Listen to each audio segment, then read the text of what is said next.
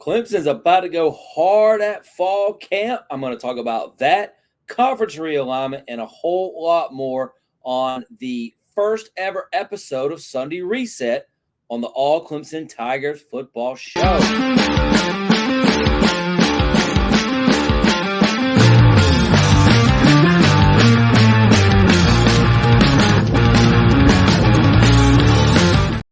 I'm Brad Sinkoff, Deputy Editor over at allclemsontigers.com, and welcome to a new show where I'm going to be breaking down some things that happened throughout the weekend and then looking ahead to the week here on Sunday Reset. Appreciate you joining me here on the very first one on August the 6th, 2023.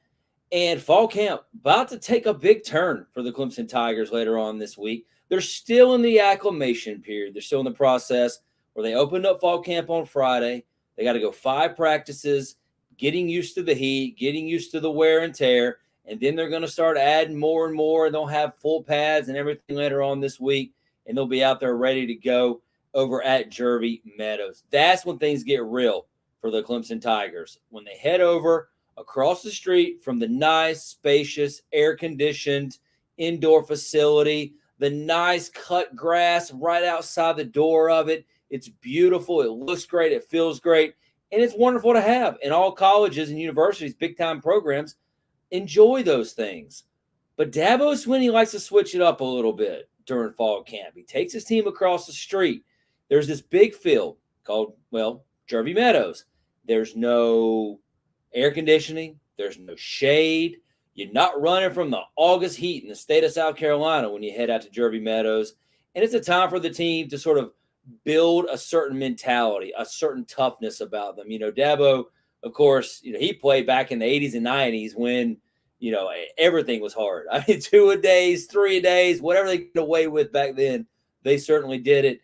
Things have changed, but he still wants to give his team that toughness and build a mindset. And, the players have to embrace it. I talked to Will Putnam and Tyler Davis back at ACC kickoff a couple weeks ago, and those two linemen said, man, this is the last time we're going to do this. They're running out of eligibility, so it's their final time through fall camp, and they embrace it. They're excited about the opportunity to get out there, just get into that sweat and that muck and that heat that is August in this state, and they can't wait. More power to them. I'm going to show up and do interviews and get out as fast as I possibly can. I want nothing to do with Jervey Meadows and fall camp. But these guys have to love it. You really do. You got to embrace it. And that's an opportunity for this team to get better, test who they are, and really showcase themselves and start to get ready for what is a long and grueling 2023 season. So looking forward to hearing reports coming out of Jervey Meadows, and we'll talk more about that in just a moment. I want to remind you, please hit the subscribe button, hit the like button. Let us know what you think of the All Clemson Tigers Football Show, of the Sunday Reset, where I get a chance to just kind of, dive into some different things that are going on throughout the week. And I'd love for you to let us know what you think about it. But we definitely need you to hit that subscribe button. It helps us build the channel, and we reach you easier. More videos, more updates, more breaking news, more live shows. Got one coming up August 23rd. You got to keep up with everything going on here on the All Clemson channel. Please hit that subscribe button now. Let's get into what happened last week, at the end of the week. As we come through the beginning of fall camp, they had a big weigh-in on Thursday. They reported in full as a team for the first time in preparation for the 2023 fall season. Then they went on the field on Friday, and we got a chance to, find out more about what they look like right out the gate. In terms of the offense, not a whole lot of surprises. You look back at, last year and kind of going through the spring. I think everybody sort of figured out what they thought the starting offense might look like. Cade Klubnik running the quarterback position, check. Offensive line looked like Tristan Lee, taking over that left tackle spot for Jordan McFadden. Right beside him, you have Marcus Tate, Will Putnam at center, and then on the right side, Walker Parks and Blake Miller at right tackle. That's what we thought it was going to be. That's the first team that took the field on Friday. Behind them in the backfield, there was Will Shipley, but Phil Maffa also got some first-team reps. And then at wide receiver, as expected, Antonio Williams, the slot guy, followed by Bo Collins and Adam Randall. Those, I think, are the three starters heading into the season. I don't think there'll be a big change there throughout fall camp. And, of course, Jake Briningstool, the running at tight end, he's setting up for a monster year this season for the Tigers. So that was the O-line. That was the offense. That's the way it looked. Kind of expected. I don't think anybody was overly shocked at anything that happened there. Defense was a little bit, I guess kind of what we expected. Up front, Rook, Roro, and Tyler Davis starting a defensive tackle. Peter Woods coming in, the heralded freshman, with the second-team group. Linebackers, it was interesting. They ran out, Barrett Carter and Jeremiah Trotter, but not a third. They started with a nickel look with Andrew Makuba, which I was fascinated by because we had heard Makuba was probably going to stick more at safety, but he was out there day one playing some nickels. So we'll see what All Clemson's defense puts together as they go through fall camp, and certainly there's a lot of depth to work with there. So updates in terms of injuries, one receiver I didn't mention, Troy Stellato, who's been injured a lot for Dabo Swinney. They don't really haven't seen a whole lot about him. He was starting the fall camp in yellow once again and had his hamstring wrapped up. Not a good start for Troy Stellato. In fact, here's what Coach Swinney had to say. It was very, very important way he worded it too. Here's what Coach Swinney had. We're not really counting on Stellato. He's a guy that if he's available, he'll be a player for us. But he to this point, he hasn't really been available, and he's a little limited as we're starting out here with his hamstring. So, I don't know, but I do know this about Troy. If he can ever do what he needs to do to stay on the field, he'll help this football team because he's a super talented kid. But, so we've got 10 guys, man, that I think are ready to go. And then we got 2 or 3 walk-on guys like a Hampton Earl and Hamp Green and some guys, man, Kaka, that can help this team. 10 deep, Dabo Swinney says, a receiver. One of those right now, not Troy Stellato. How about those words that he used? If he's available, he can help us. But it's really hard right now to factor Troy Stellato in. He's a player a lot of folks, a lot of fans keep asking about, want to know more about, and it just doesn't look like he's going to be a factor or getting on the field anytime in the near future. All right, that kind of wraps up what happened last week. The Tigers were back on the field on Saturday. The media was not present. They'll make their third practice on Monday, where the media will be there, and I'll be there, bringing you live coverage for allclemsontigers.com. We'll give you some practice observations on Monday. Going to get into what the players have to say, with who they bring out. We did hear from Will Shipley and Barrett Carter on Friday, so we'll see who they bring up. Maybe Cade Klubnik. We'll get a chance to talk to the media for the first time in fall camp coming up on Monday. But I'll be there. I can't wait. I didn't get a chance to get out there on Friday, so I'm just itching to see what this group looks like and sort of kind of size everybody up for Monday. So, Dabo Swinney feels good about this team. He's confident in this group. I think he likes where they're at. I'm anxious to see if some of that confidence sort of, is evident when I get there on Monday. See if there's a swagger about this group. I think there's a pure hunger. I just, maybe I'm wrong. I don't think this was a hungry group last year. I think they wanted to be, but I don't think there was complete and utter total buy-in to what greatness is and what it takes to be great. I don't know if this season turns out, we're talking about this one as one of the greatest ever. I'm not saying that, but I do think the buy-in on this group is much higher. I highly expect that to be evident going into the season. Everybody feels good in August. Everybody likes our team when they head into fall camp. I know fans are probably going, yeah, I heard that stuff before. I don't know. I just think this year's different. I really do. Now, whether it transpires into, going back to the playoff, whether it turns into making the, ACC championship game, win a national title, I don't know. I just know going into it, there's something different about this team compared to some past seasons. And I think a lot of that is the newness, and that's one of the things I'm looking forward to seeing this week at camp. Some other things to pay attention to this week for fall camp.